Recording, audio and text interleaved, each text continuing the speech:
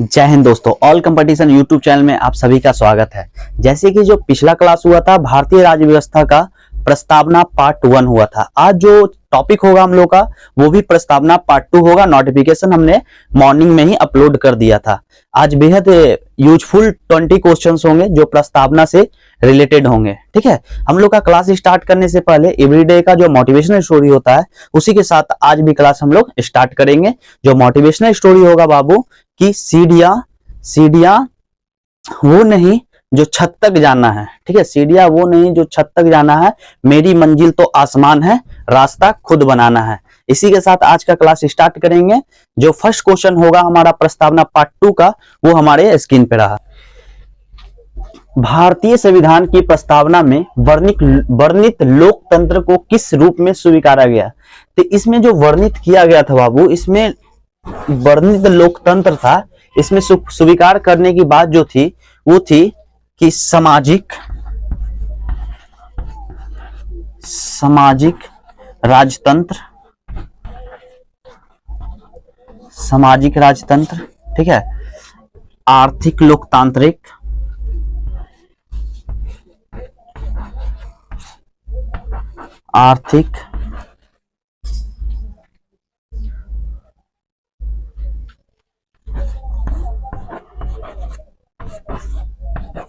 और राजनीतिक राजतंत्र। ठीक है, और क्या था? राजनीतिक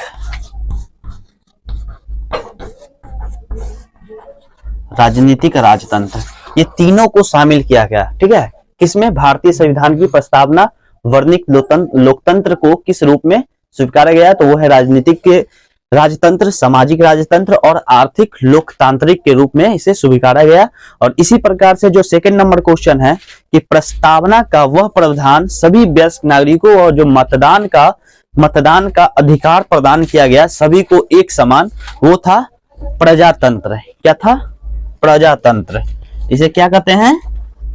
प्रजातंत्र। ठीक है, इसे नोट कर लीजिएगा, ये बेहद इंपॉर्टेंट है। ठीक है, स्टार मार्क करके इसे नोट कर लीजिएगा। ठीक है, कि संविधान की प्रस्तावना में वर्णित लोकतंत्र किस रूप में स्वीकारा गया? तो राजनीतिक तंत्र, सामाजिक राजतंत्र और आर्थिक राजतंत्र। इसी के साथ हम लोग थर्ड नंबर क्वेश्चन की ओर चलेंगे। थर्ड नंबर जो है कि संविधान की प्रस्तावना में प्रयुक्त शब्द सेकुलर का अर्थ क्या है? ठीक है, तो इसमें जो सेकुलर का अर्थ होता है बाबू, यह है कि सभी नागरिकों को, ठीक है, सभी नागरिकों को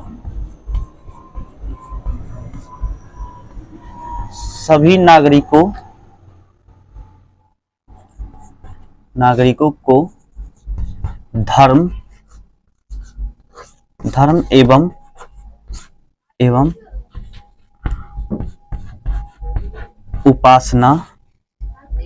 उपासना का स्वतंत्र।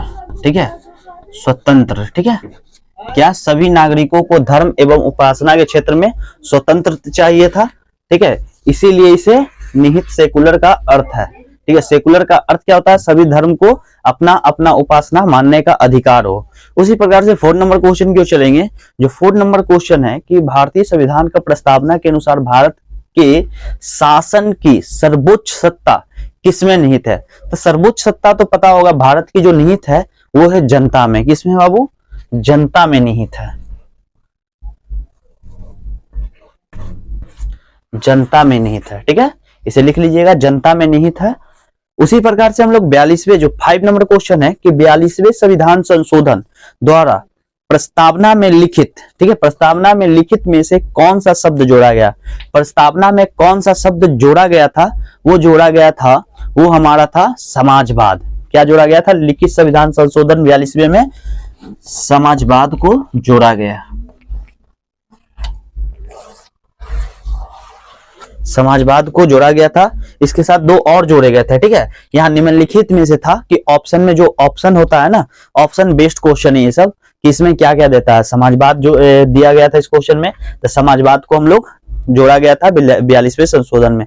इसी प्रकार से हम लोग 6 नंबर क्वेश्चन की ओर चले। 6 नंबर जो है, भारत में किस प्रकार की शासन व्यवस्था अपनाई गई? तो भारत में जो शासन व्यवस्था अपनाई गई बाबू, वो अपनाई गई थी आपका अमेरिकी अध्यात्मक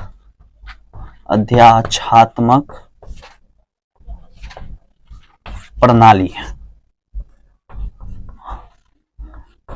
ठीक है, ये अपनाई गई थी। अगर नहीं दिख रहा होगा तो मैं बोल देता हूं कि अमेरिकी अध्यात्मक प्रणाली को अपनाई गई थी भारत के शासन व्यवस्था में। इसी प्रकार से हम लोग अब आएंगे 7 नंबर क्वेश्चन में। 7 नंबर जो क्वेश्चन है कि भारतीय संविधान में है, भारतीय संविधान में कितने आर्टिकल्स हैं? ठीक है, तो इसमें बाबू 300 आर्टिकल्स हैं। कितने आर्टिकल्स हैं? 300 आर्टिकल्स हैं। 300 आर्टिकल्स है। इसी प्रकार से हम लोग 8 नंबर क्वेश्चन की ओर चलेंगे। 8 नंबर जो क्वेश्चन है कि भारतीय संविधान का अभिभावक, अभिभावक मतलब क्या होता है? उसके गार्जियन कौन है? तो इसके गार्जियन कौन है? प्रधानमंत्री। प्रधानमंत्री इसके गार्जियन होते हैं। ठीक है, भारतीय संविधान के। अब हम लोग 9 नंबर क्वेश्चन की ओर चलेंगे। 9 नंबर जो क्वेश्चन है कि भारतीय संविधान में कितनी सूचियां हैं? इसमें 2 सूचियां हैं, एक राज्य सूची, एक संघ सूची। ठीक है, एक राज्य सूची, एक संघ सूची। इसमें 2 सूचियां हैं, संघ सूची। ठीक है, इसी प्रकार से हम लोग अब आएंगे 10वें नंबर क्वेश्चन में कि भारत में वैध प्रभुसत्ता जो है किसमें निहित है? प्रभुसत्ता मतलब इसके प्रभु कौन है इस सत्ता का? तो इसके निहित जो है ये राष्ट्रपति होते हैं बाबू। कौन होते हैं?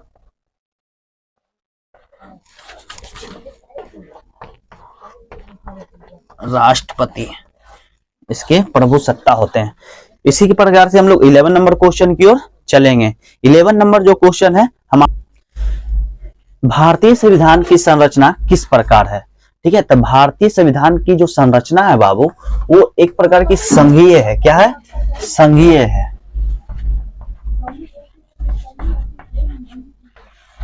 संघीय है संरचना इसका। ठीक है, उसी प्रकार से 12 नंबर क्वेश्चन की ओर चलेंगे। 12 नंबर जो क्वेश्चन है कि भारत का संविधान मान्यता प्रदान करता है, यह केवल मान्यता जो प्रदान करता है वो केवल धर्म अल्पसंख्यकों के लिए। ठीक है, केवल धार्मिक अल्पसंख्यकों के लिए बोल सकते हैं हम, केवल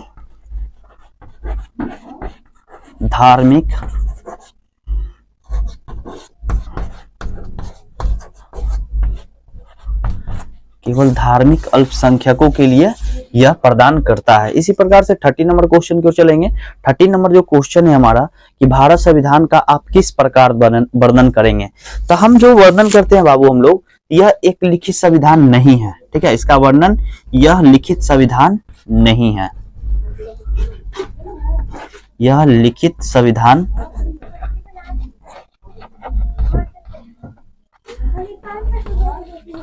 नहीं है। ठीक है, यह लिखित संविधान नहीं है बाबू, इसे नोट कर लीजिएगा, ये बेहद इंपॉर्टेंट क्वेश्चन है। और लास्ट जो क्वेश्चन है ये भी बहुत मतलब मस्त क्वेश्चन है, वेस्ट स्टार मार करके इसे नोट कर लीजिएगा कि लिखित संविधान की अवधारणा ने सर्वप्रथम कहां जन्म लिया? जो लिखित संविधान का जो सर्वप्रथम कहां जन्म लिया था, यह जो प्रस्तावना था ये था आपका स्विट्जरलैंड। कहां बाबू?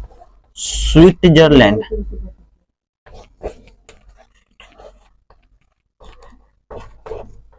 स्विट्जरलैंड में इसे सर्वप्रथम जो है अवधारणा को जन्म लिया था। कहां पर? स्विट्जरलैंड। इसी प्रकार से हम लोग अब आएंगे 15 नंबर क्वेश्चन की। इसी प्रकार से हम लोग आते हैं भारतीय संविधान के बृहद होने का कारण है, भारतीय संविधान का बृहद होने का कारण है बाबू कि इसमें संघ राज्य दोनों सरकार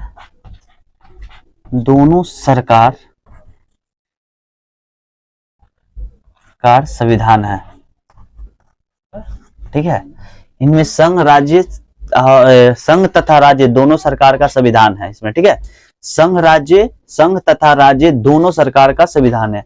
अगर नहीं दिख रहा होगा तो मैं यहां लिख दूंगा फिर से। ठीक है, एक बार और लिख दूंगा। अब 60 नंबर क्वेश्चन क्यों आते हैं? भारतीय संघीय व्यवस्था की एक विशेषता है, भारतीय संघीय व्यवस्था की एक विशेषता है कि संघीय जो है ना शक्तियों का एकीकरण होता है। क्या होता है बाबू? शक्तियों का एकीकरण। ठीक है, शक्तियों का एकीकरण होता है संघीय व्यवस्था में। उसी प्रकार से आते हैं हम लोग अध्यात्मक जो है 70 नंबर क्वेश्चन कि अध्यात्मक शासन का उदय सर्वप्रथम किस देश में हुआ। अध्यात्मक जो है ये जो सरकारें थी उसमें सबसे पहले कहां पड़ी इसका उदय हुआ, तो ये हुआ था बाबू आपका मिस्र में। मिस्र में, कहा मिस्र में, ठीक है। उसी प्रकार से 80 नंबर क्वेश्चन क्यों आते हैं। 80 नंबर जो क्वेश्चन है कि भारतीय संविधान कैसा है, तो ये आपको पता होगा ये कठोर है, कठोर है, ठीक है, ये कठोर है। 19 नंबर क्वेश्चन कि भारत का संविधान कैसा संविधान है। भारत का जो संविधान है वो कठोर अधिक लचीला कम, क्या है, कठोर अधिक लचीला कम।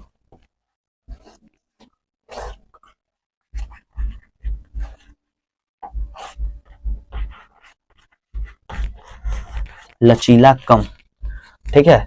इसमें मैं इसका लिख लिए होंगे 60 नंबर क्वेश्चन अगर लिख लिए होंगे तो मिटा देता हूं मैं, ठीक है। भारतीय संघीय व्यवस्था का एक विशेषता है शक्तियों का एकीकरण, ठीक है। यहाँ पर ही हम लोग आसानी से फिर लिख पाएंगे इसको, ठीक है। बोर्ड का स्पेस कम होने के कारण राज्य तथा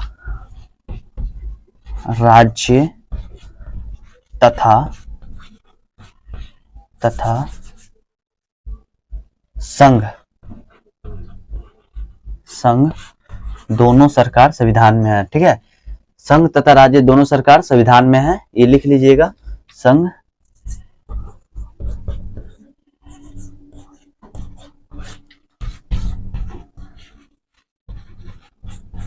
संविधान में है, इस कारण यह एक प्रकार का बृहद होने का कारण है इसका, ठीक है। इसी प्रकार से हम लोग 19 नंबर क्वेश्चन जो कंप्लीट हो गया है। अब हम लोग जो 20 क्वेश्चन है, 20 नंबर क्वेश्चन जो लास्ट क्वेश्चन होगा हमारा आज का प्रस्तावना पार्ट 2 का, उसके बाद हम लोग न्यू जो टॉपिक होगा उसे भी नोटिफिकेशन के माध्यम से अपडेट करेंगे।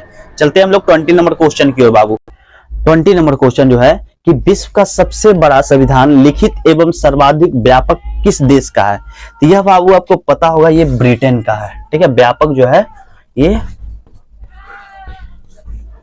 ब्रिटेन का जो है संविधान, ये सबसे व्यापक संविधान है। इसी के साथ आज का 20 क्वेश्चन कंप्लीट होता है। हमारा जो नेक्स्ट टॉपिक होगा वो नोटिफिकेशन के माध्यम से आपको कल मॉर्निंग में 9 o'clock AM में आपको अपडेट कर दिया जाएगा। इसी के साथ आज का क्लास समाप्त होता है। अगर न्यू सब्सक्राइबर है तो सब्सक्राइब करना ना भूलें, लाइक कमेंट जरूर करें। अगर किसी क्वेश्चन में आपको डाउट होता है तो उस क्वेश्चन को आप कमेंट में आप पूछ सकते हैं, ठीक है। इसी के साथ आज का क्लास खत्म करते हैं। जय हिंद दोस्तों।